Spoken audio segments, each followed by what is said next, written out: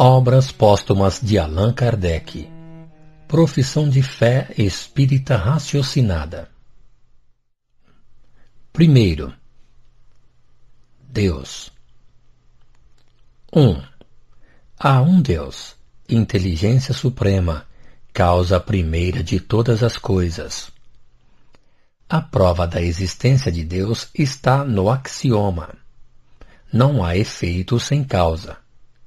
Vemos incessantemente uma multidão inumerável de efeitos cuja causa não está na humanidade, uma vez que a humanidade está impossibilitada de reproduzi-los e mesmo de explicá-los.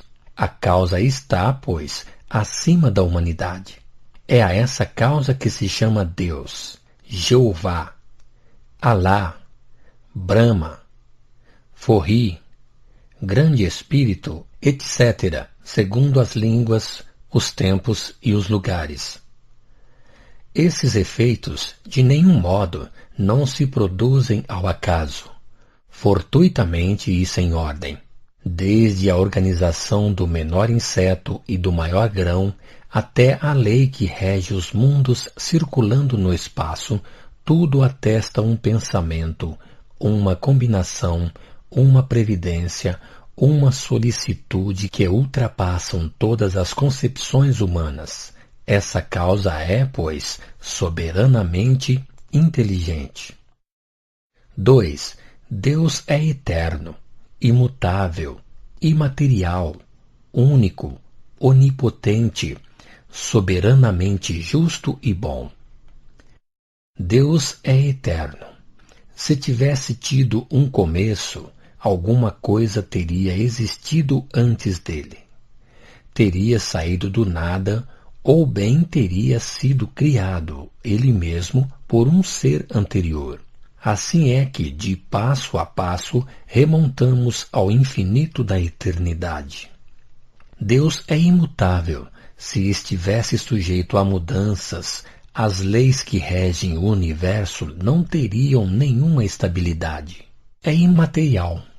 Quer dizer que a sua natureza difere de tudo o que chamamos matéria, de outro modo estaria sujeito às flutuações e às transformações da matéria, e não seria imutável.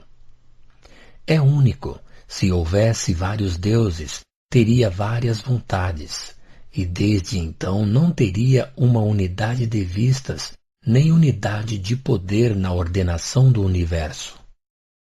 É onipotente porque é único. Se não tivesse o soberano poder, haveria alguma coisa mais poderosa do que ele.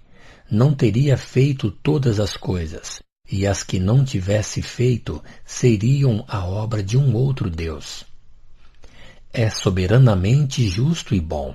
A sabedoria providencial das leis divinas se revela nas menores coisas como nas maiores. E essa sabedoria não permite duvidar nem da sua justiça, nem da sua bondade. 3. Deus é infinito em todas as suas perfeições. Supondo-se imperfeito um só dos atributos de Deus, se diminui a menor parcela da eternidade, da imutabilidade, da imaterialidade, da unidade, da onipotência, da justiça e da bondade de Deus, pode-se supor um outro ser possuindo o que lhe faltaria, e esse ser, mais perfeito do que ele, seria Deus. Segundo, a alma. 4. Há no homem um princípio inteligente que se chama alma ou espírito, independente da matéria e que lhe dá o senso moral da faculdade de pensar. Se o pensamento fosse uma propriedade da matéria, ver-se-ia a matéria bruta pensar. Ora, como jamais se viu a matéria inerte dotada de faculdades intelectuais, que quando o corpo está morto ele não pensa mais. É necessário disso concluir que a alma é independente da matéria e que os órgãos não são senão instrumentos com a ajuda dos quais o homem manifesta o seu pensamento. 5. As doutrinas materialistas são incompatíveis com a moral e subversivas da ordem social. Se, segundo os materialistas, o pensamento fosse segregado pelo cérebro, como a bile é segregada pelo fígado, disso resultaria que, na morte do corpo, a inteligência do homem e todas as suas qualidades morais reentrariam no nada. Que os parentes, os amigos e todos aqueles aos quais se tivesse afeiçoado estariam perdidos sem retorno. Que o homem de gênio seria sem mérito, uma vez que não deveria às suas faculdades transcendentais senão ao acaso de sua organização, que não haveria entre o imbecil e o sábio senão a diferença de mais ou de menos cérebro. As consequências dessa doutrina seriam que, não esperando o homem nada além desta vida, nenhum interesse teria em fazer o bem, que seria muito natural que procurasse se proporcionar o mais de gozos possíveis, fosse mesmo às expensas de outrem, que haveria estupidez em disso se privar pelos outros, que o egoísmo seria o sentimento mais racional, que aquele que fosse teimosamente infeliz sobre a terra nada melhor teria a fazer do que se matar, uma vez que, devendo cair no nada, isso não seria nem mais e nem menos para ele, e que abreviaria os seus sofrimentos. A doutrina materialista é, pois, a sanção do egoísmo, fonte de todos os vícios, a negação da caridade, fonte de todas as virtudes e base da ordem social e a justificação do suicídio. 6. A independência da alma está provada pelo Espiritismo. A existência da alma está provada pelos atos inteligentes do homem, que devem ter uma causa inteligente e não uma causa inerte. A sua independência da matéria está demonstrada de maneira patente pelos fenômenos espíritas que a mostram agindo por si mesma, e sobretudo pela experiência de seu isolamento durante a vida, o que lhe permite se manifestar, pensar e agir na ausência do corpo. Pode-se dizer que, se a química separou os elementos da água, se ela colocou por aí as suas propriedades em descoberto, e se pode à vontade fazer e desfazer um corpo composto, o Espiritismo pode igualmente isolar os dois elementos constitutivos do homem, o espírito e a matéria, a alma e o corpo, separá-los e reuni-los à vontade, o que não pode deixar dúvida sobre a sua independência. 7. A alma do homem sobrevive ao corpo e conserva a sua individualidade depois da morte.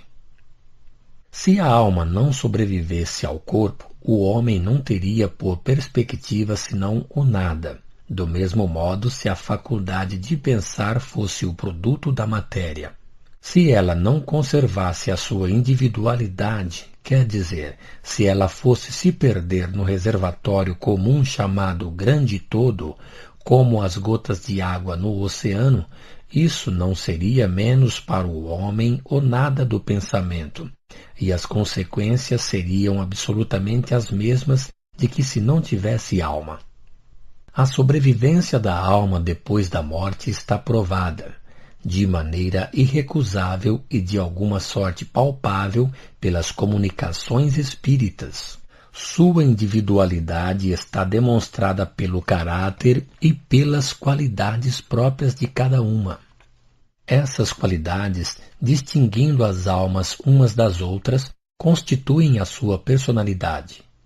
Se elas estivessem confundidas num todo comum, não teriam senão qualidades uniformes. Além dessas provas inteligentes, há ainda a prova material das manifestações visuais ou aparições que são tão frequentes e tão autênticas que não é permitido contradizer. 8. a alma do homem é feliz ou infeliz depois da morte, segundo o bem ou o mal que fez durante a vida. Desde que se admite um Deus soberanamente bom e justo, não se pode admitir que as almas tenham uma sorte comum. Se a posição futura do criminoso e do homem virtuoso devesse ser a mesma, isso excluiria toda a utilidade de se fazer o bem. Ora, supor que Deus não faz diferença entre aquele que faz o bem e aquele que faz o mal, seria negar a sua justiça. Não recebendo o mal sempre a sua punição, nem o bem a sua recompensa durante a vida terrestre, disso é necessário concluir que a justiça será feita depois. Sem isso, Deus não seria justo. As penas e os gozos futuros estão, por outro lado, materialmente provados pelas comunicações que os homens podem estabelecer com as almas daqueles que viveram e que vêm descrever o seu estado, feliz ou infeliz, a natureza de suas alegrias ou de seus sofrimentos, e dizer-lhes a causa. 9. Deus, a alma, sobrevivência e individualidade da alma depois da morte do corpo, penas e recompensas futuras, são os princípios fundamentais de todas as religiões. O Espiritismo vem acrescentar as provas morais desses princípios, as provas materiais dos fatos e da experimentação, e interromper os sofismas do materialismo. Em presença dos fatos, a incredulidade não tem mais razão de ser. Assim é que o Espiritismo vem dar de novo a fé àqueles que a perderam e levantar as dúvidas entre os incrédulos. Terceiro, criação. 10. Deus é o Criador de todas as coisas. Esta proposição é a consequência da prova da existência de Deus. 11. O princípio das coisas está nos segredos de Deus. Tudo diz que Deus é o autor de todas as coisas, mas quando e como as criou? É a matéria de toda a eternidade como Ele? É o que ignoramos. Sobretudo o que não julgou oportuno nos revelar, não se pode estabelecer senão sistemas mais ou menos prováveis. Dos efeitos que vemos, podemos remontar a certas causas, mas há um limite que nos é impossível transpor, e seria ao mesmo tempo perder seu tempo e se expor e desviar-se querendo ir além. 12. O homem tem por guia, na pesquisa do desconhecido, os atributos de Deus. Na procura dos mistérios que nos são permitidos sondar pelo raciocínio, há um critério certo, um guia infalível. São os atributos de Deus. Desde que se admite que Deus deve ser eterno, imutável, imaterial, único, onipotente, soberanamente justo e bom, que é infinito em suas perfeições, toda doutrina ou teoria, científica ou religiosa, que tendesse a lhe tirar uma parcela de um único de seus atributos, seria necessariamente falsa, uma vez que tenderia à negação da própria divindade. 13. Os mundos materiais tiveram um começo e terão um fim. Que a matéria seja de toda a eternidade como Deus, ou que ela haja sido criada numa época qualquer, é evidente, segundo o que se passa diariamente sob os nossos olhos, que as transformações da matéria são temporárias e que dessas transformações resultam os diferentes corpos, que nascem e se destroem sem cessar. Sendo os diferentes mundos os produtos da aglomeração e da transformação da matéria, devem, como todos os corpos, ter tido um começo e ter um fim, segundo as leis que nos são desconhecidas. A ciência pode, até um certo ponto, estabelecer as leis de sua formação e remontar ao seu estado primitivo. Toda teoria filosófica em contradição com os fatos mostrados pela ciência é necessariamente falsa, a menos que se prove que a ciência está em erro. 14. Criando os mundos materiais, Deus também criou seres inteligentes, a que chamamos espíritos. 15. A origem e o modo de criação dos espíritos nos são desconhecidos. Sabemos somente que são criados simples e ignorantes, quer dizer, sem ciência e sem conhecimento do bem e do mal, mas perfectíveis e com uma igualdade de aptidão para tudo adquirir e tudo conhecer com o tempo. No princípio, estão numa espécie de infância, sem vontade própria e sem consciência perfeita de sua existência. 16. À medida que o espírito se afasta do ponto de partida, as ideias se desenvolvem nele, como na criança, e com as ideias, o livre-arbítrio, quer dizer, a liberdade de fazer ou não fazer, de seguir tal ou tal caminho, para o seu adiantamento, o que é um dos atributos essenciais do